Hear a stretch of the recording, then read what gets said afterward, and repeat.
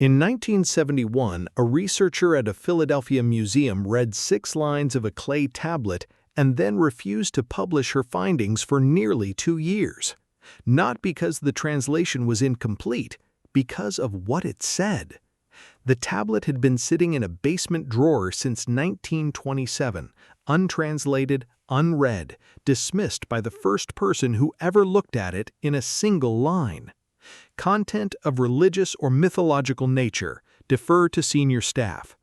That note sat on top of the tablet for 44 years.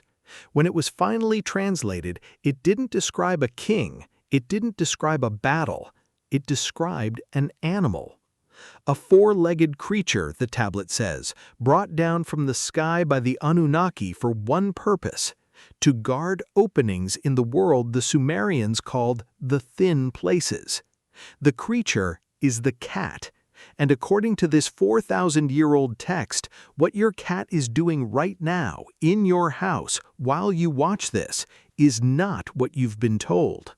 But the tablet itself is almost as strange as what it describes. Tablet N2847 surfaced from beneath the ruins of ancient Nippur in 1927, pulled from a sealed pottery jar that hadn't been opened in over 4,000 years. It's small, no larger than a palm, but the cuneiform pressed into it is unusually fine, almost reverent, as though the scribe understood that what he was recording could never be repeated. It reached the University of Pennsylvania Museum that autumn. An assistant cataloger spent 40 minutes with it, then filed it away and forgot it existed. 44 years passed before anyone looked at it again. What happened in 1971 is where this gets strange. A junior philologist from Oxford named Eleanor Ashworth had been assigned to catalog with the museum staff called the residue drawer, 200 minor fragments from the 1920s excavations that had never been formally examined. Grain inventories, sheep receipts, the bureaucratic filler that fills every Mesopotamian dig site. In her 3rd week, she opened drawer 14 and found tablet N2847. She later wrote to a colleague at Cambridge that she knew within 6 lines that what she was holding didn't belong in that drawer at all. It belonged somewhere the museum had no category for. The scribe identifies himself, Enmater, son of Keen in Gaul, a temple official attached to the house of Enlil. He writes that what follows was given to him by his father, who received it from his father, going back to the days before the doors of the upper places had been sealed. That phrase repeats throughout the tablet. Ashworth would spend nearly a year figuring out what it meant. Her conclusion: specific physical locations on Earth where the boundary between this world and another ran dangerously thin. That detail matters more than it sounds, because what comes next isn't a creation myth, it's a deployment record. No explanation has ever been offered. Before we continue, the evidence is real. The interpretation is yours. What do you think happened? Leave your theory in the comments. And if you're interested in mysteries that history never fully explained, subscribe and join us for the next investigation. The Anunnaki, the tablet says, came down to inspect the early human settlements and found something wrong. Men sick in their sleep, children waking in the night, pointing at empty corners, weeping until dawn. The cause, the tablet states flatly, was not new to the gods. Things were entering human dwellings through the thin places while people slept, feeding on what the scribe calls the inner light. One of the Anunnaki, Ninkarok, the Lady of the Foothills, proposed a solution: bring down a creature that already existed elsewhere for the exact same purpose. A world the tablet names only as the green star of the 7th house. A watcher of the thin places, eyes that could see what human eyes could not, a body that carried something the things on the other side could not approach. That's where the cat enters the story, but not by that name. The description that follows takes up nearly a third of the tablet. 4 legs, a tail held in shifting positions, eyes that return light in darkness, a coat that releases a spark against the grain as if it carried the residue of lightning inside it. The Sumerian word used is mushdub. Ashworth translated it hesitantly as the holder of the door. She hesitated because the standard word for cat in every other surviving Sumerian text is su. Mushdub appears nowhere else. Not on any other tablet, from any other site. Used once. Her theory: su was the everyday word. Mushdub was reserved for something else entirely. A ceremonial term, used only when priests spoke of what the cat had actually been sent here to do. Which raises the obvious question: why would a civilization need 2 separate words for the same animal unless they believed it was living 2 separate lives at once? The creatures were deployed in a specific order. Temples first, because temples, the tablet says, were deliberately built on top of the thin places to mark and manage them.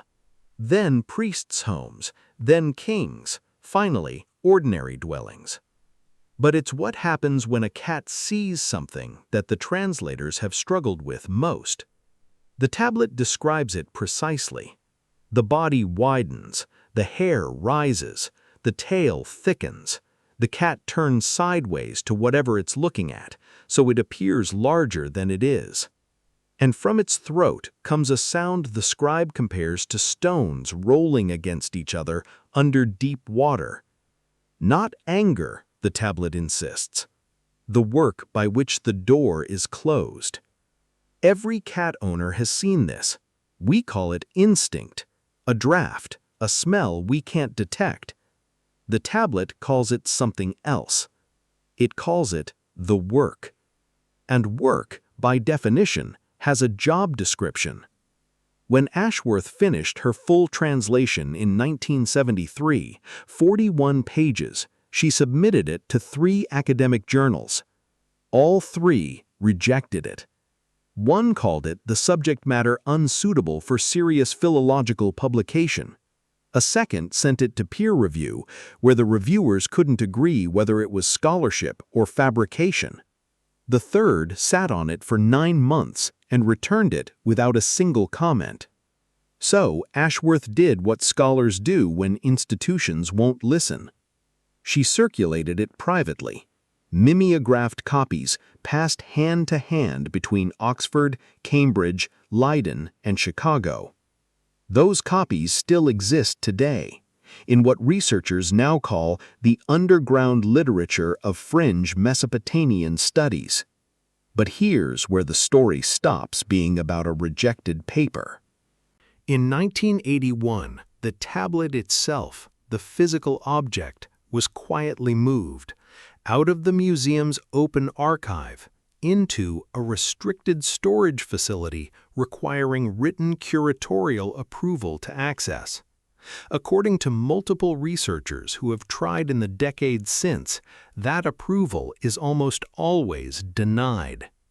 A junior scholar produces a translation no journal will touch, and the object she translated becomes harder to reach than it was before she found it.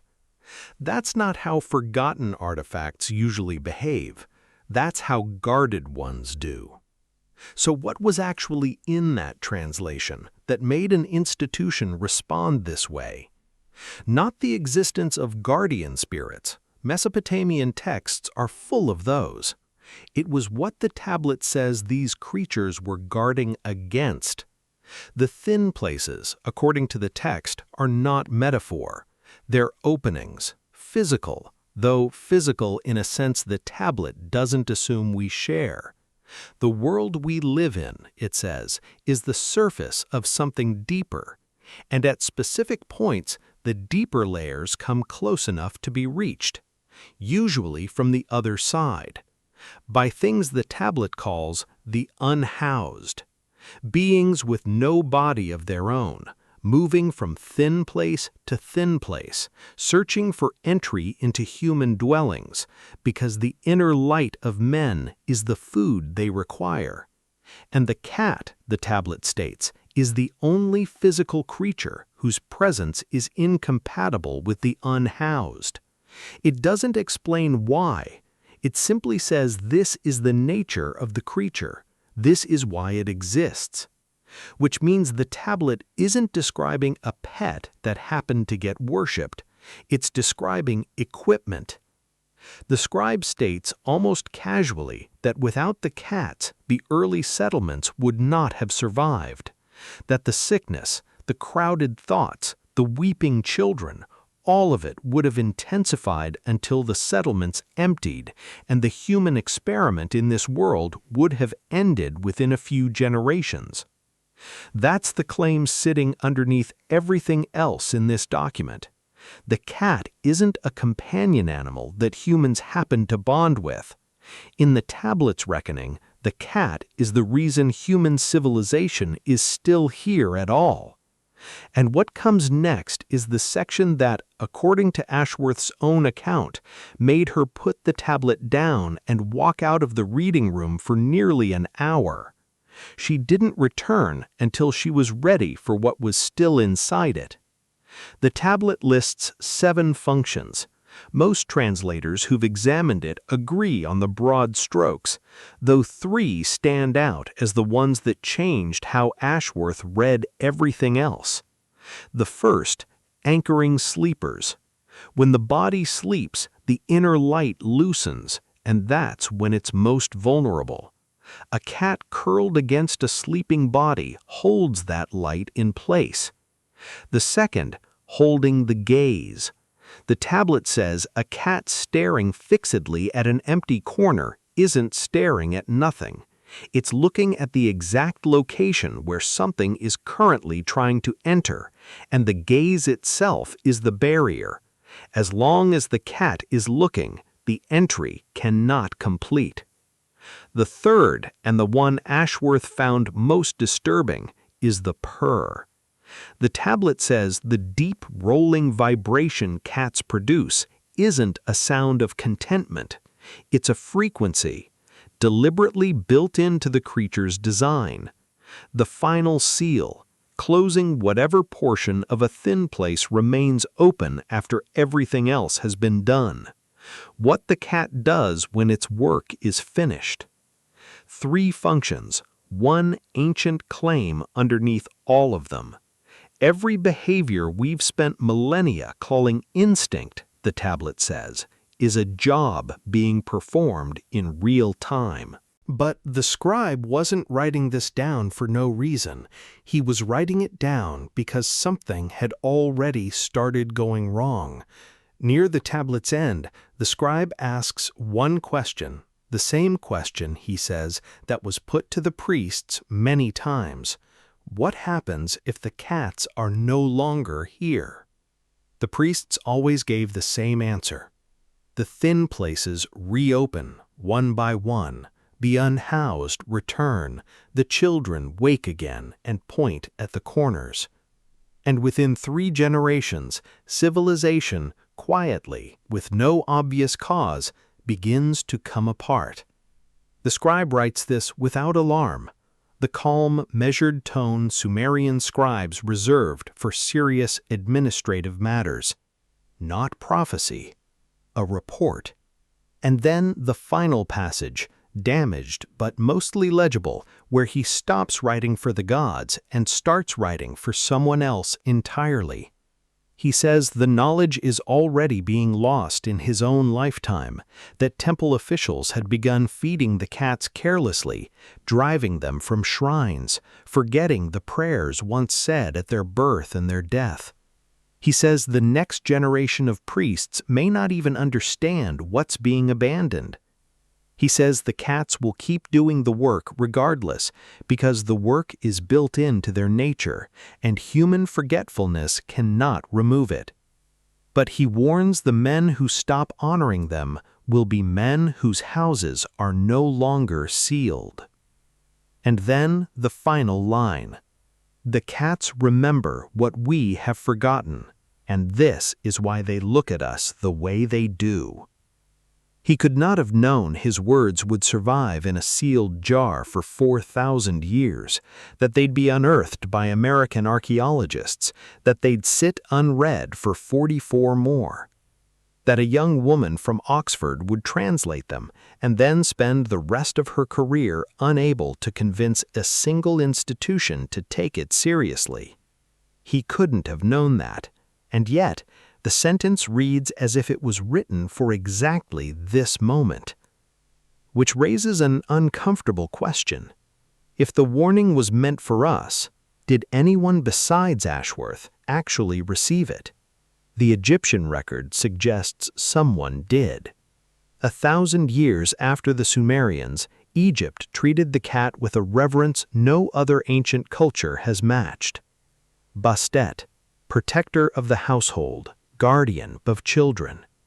Egyptians mummified their cats, buried them in dedicated necropolises, shaved their eyebrows in mourning, the same gesture reserved for human family.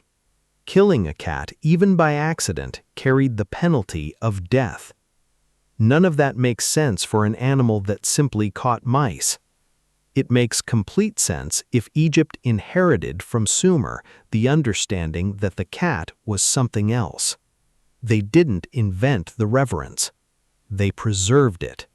But preservation, it turns out, doesn't last forever.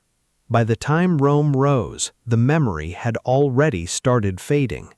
Romans kept cats, they didn't revere them. By the early medieval period, something worse happened. The cat was recategorized entirely, linked to witchcraft, to malevolent forces. The exact behaviors the Sumerian tablet calls guardian functions, staring at nothing, running at night, watching doorways, were reinterpreted as evidence the cat was working for the things it had once guarded against. Under official encouragement, medieval Europe began killing cats by the thousands. If the tablet is right, even provisionally, those are the same centuries during which European homes were left unsealed. And when the cats slowly returned in the centuries after the killing stopped, they returned to do the same work. In houses that no longer remembered they'd ever needed it, a continent forgot the warning. And the warning didn't stop being true, it just stopped being heard. Which leaves us with the only question that actually matters. Not whether the Anunnaki are real, not whether the green star of the seventh house exists. The question is this: if the tablet is describing something real, even partially, then the relationship we think we have with these animals is inverted. We don't own cats. We were assigned. We didn't domesticate them. They accepted a posting. We don't provide food and shelter in exchange for companionship. We provide it in exchange for work none of us are capable of doing ourselves. The cat on the windowsill isn't staring at nothing. The cat sprinting through the hallway at 3 in the morning isn't running for no reason. The purr against your chest isn't only contentment. The tablet survived 4,000 years sealed in a jar. The translation survived 3 journal rejections and 40 years of informal circulation. The warning survived being moved into a restricted archive that almost no one is allowed to enter. Eleanor Ashworth died in 2007. Her work was never published by a major academic press. The tablet still sits in that basement in Philadelphia. And the cats are still doing whatever it is they've always done. In every house, every alley, every barn. Completely indifferent to whether we believe the warning or not. If you live with one, watch it tonight. Watch where it goes when the lights go off. Watch what it stares at when there's nothing there. And ask yourself, honestly, is that an animal behaving like an animal? Or is that something else, still doing the only job it was ever sent here to do?